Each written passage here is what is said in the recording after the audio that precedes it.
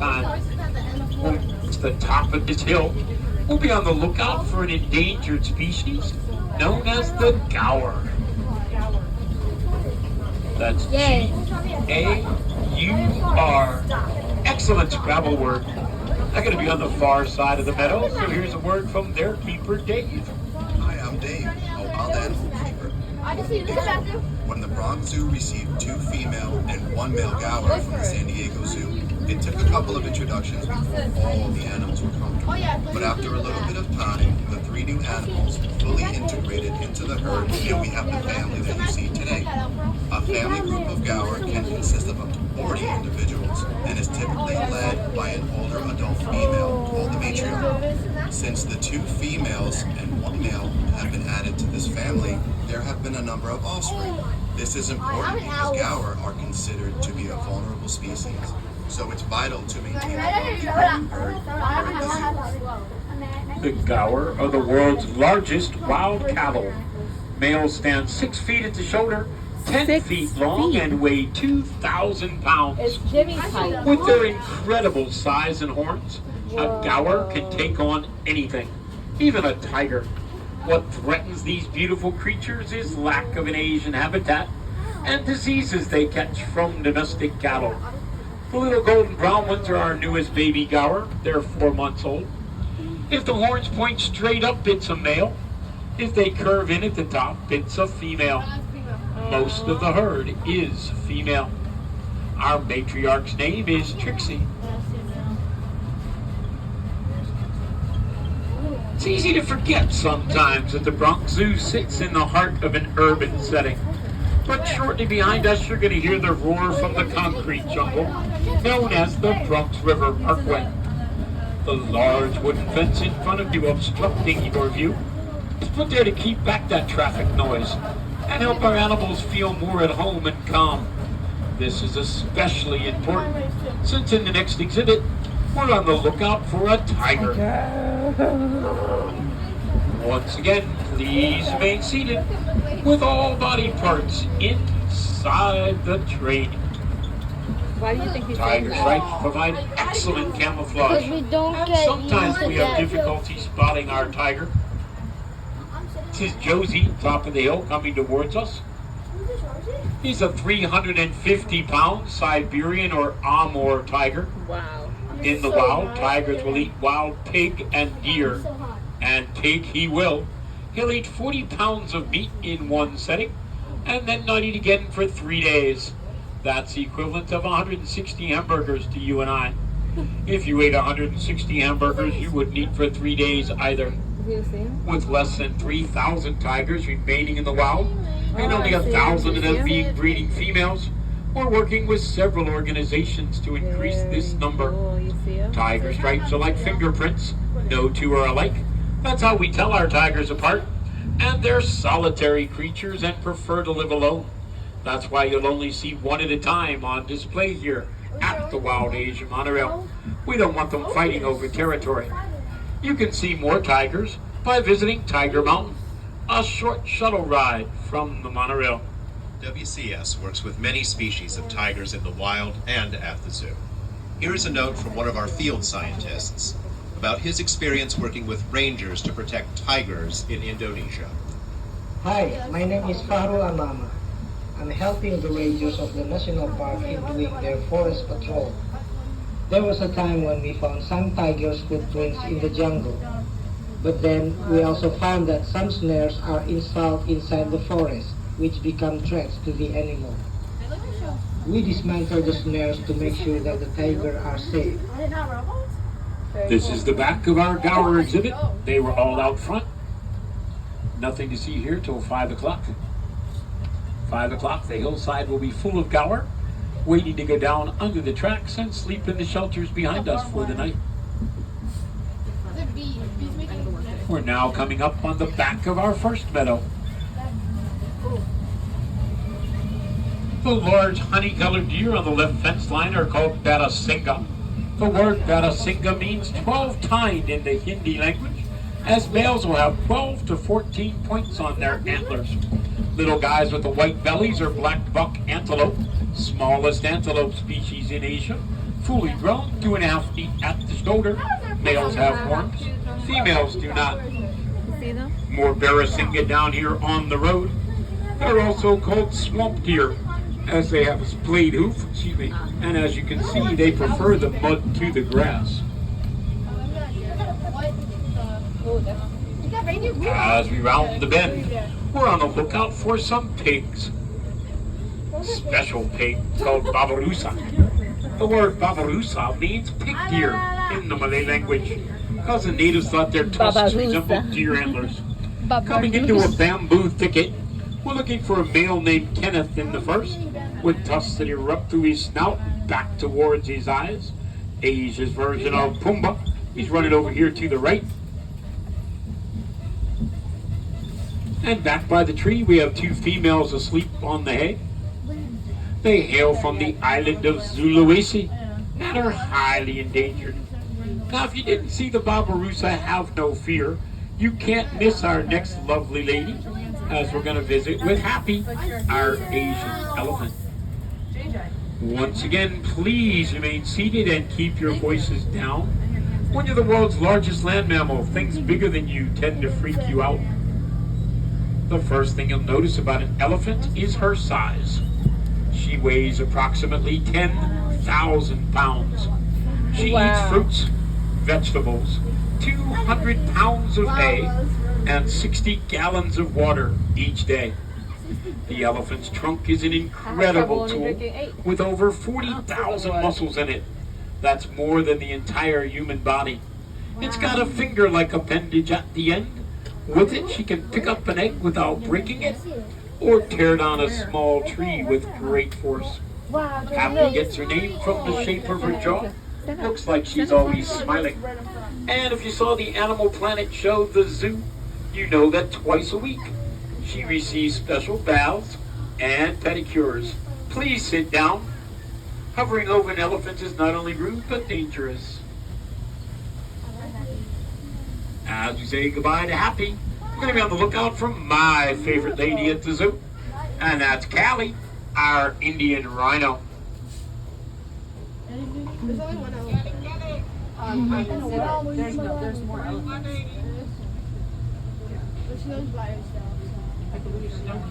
10,000 pounds, that's crazy. As soon as we cross the road, look to the mud wallow to the right, and there you'll find Callie, our great one-horned Indian rhino. Many people describe a rhino's skin as armor-plated. It's actually very thin with lots of folds and needs protection from insect bites and the sun.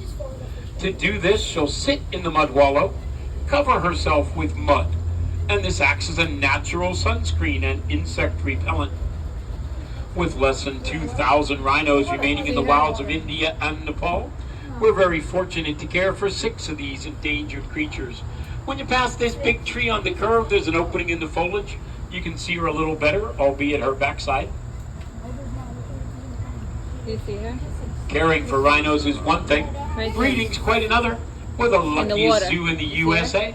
We've had 16 rhino births here at the Bronx Zoo.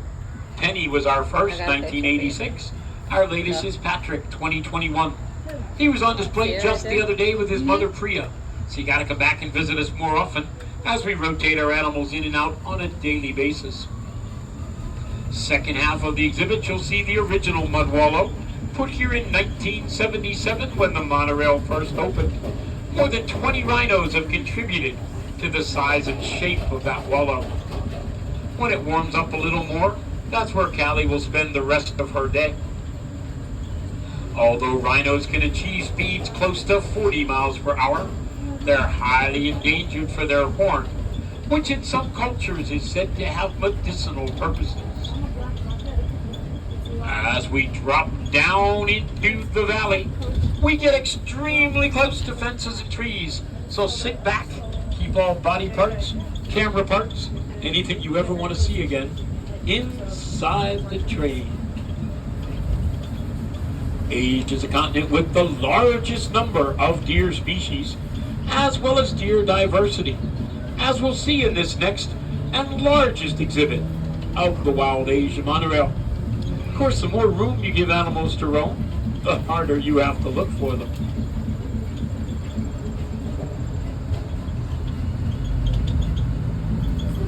As we enter the clearing, you're going to see two circular fences inside the exhibit. To the right of one of them, you'll see a large chocolate-colored deer. That's the sandbar deer, largest deer in southern Asia, male 1.5 feet at the shoulder, and can weigh up to 650 pounds. We should go to see him as soon as you come around this first circular fence. On the other fence is a hog deer. Went to point him out last time, he wasn't there. Not a baby deer, fully grown. He gets his name because he's short and heavy like a hog, and like a hog would rather creep and crawl under things than leap over them like their deer cousins. Now look back to the left and you'll see that large chocolate-colored sandbar deer. We've got 18 sandbar deer and 28 hog deer on the exhibit, so now you know what they look like. Keep looking. Center of the exhibit, you'll find a stream. Oh, you see it over there? Follow that stream all the way up the hill to the back fence line. And all the way at the top of the hill, in the shade, you'll find the rest of our sandbar deer. Follow this stream all the way up, right there. Little guys in front of the circular fence are more of those hog deer. The spotted deer coming down the hill is a Formosan Sika deer from the island of Taiwan, formerly known as Formosa. They were hunted to near extinction in the 1970s and can only be found in national parks and zoos. They're beautiful.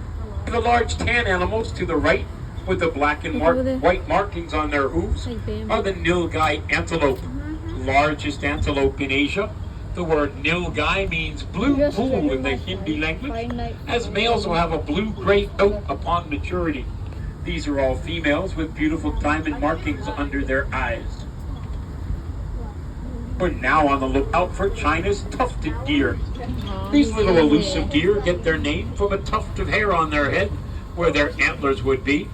Fully grown, less than 40 pounds, they can be very difficult to spot if they're not moving. They're one of the few animals on the monorail that decide when they want to come out and when they don't. And on a beautiful day like this, they usually don't.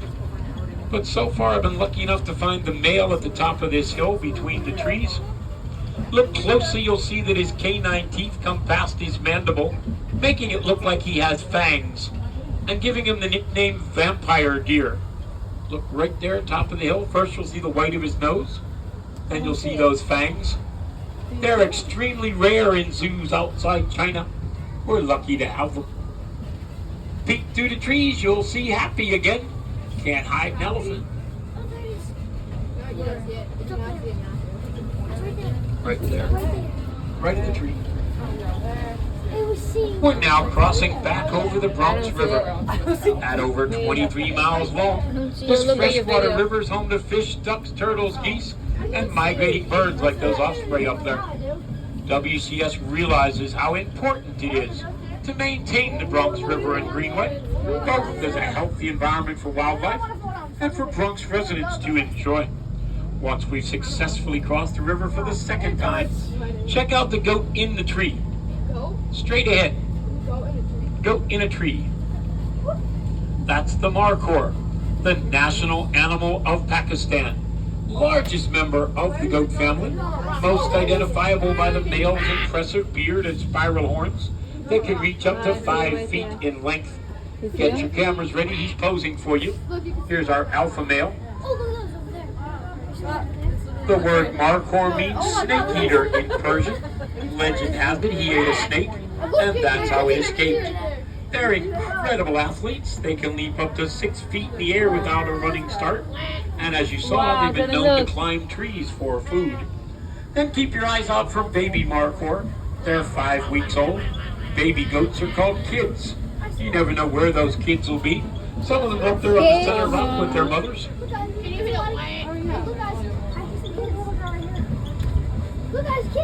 I only see 3 of them, so we got 5 out here somewhere.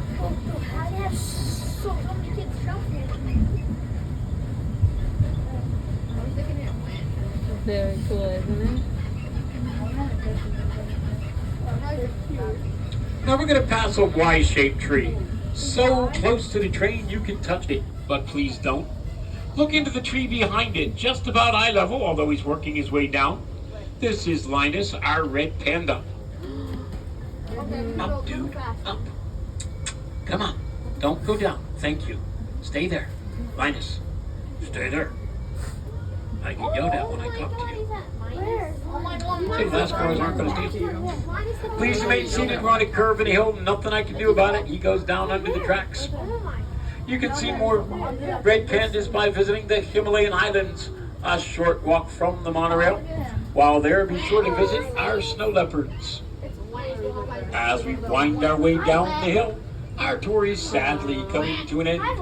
But I'd like to tell you a little bit more about us. The Wildlife Conservation Society manages 5 parks in the New York City area: the Bronx Zoo, Central Park Zoo, Queens Zoo, Prospect Park Zoo, and the New York Aquarium on Coney Island. We also manage over 300 scientists in 60 countries throughout the world. We're working hard to save wildlife in wild places. You being here today helps us to do just that. And for that, we thank you. We're going to hear from one more scientist. Her name is Michelle.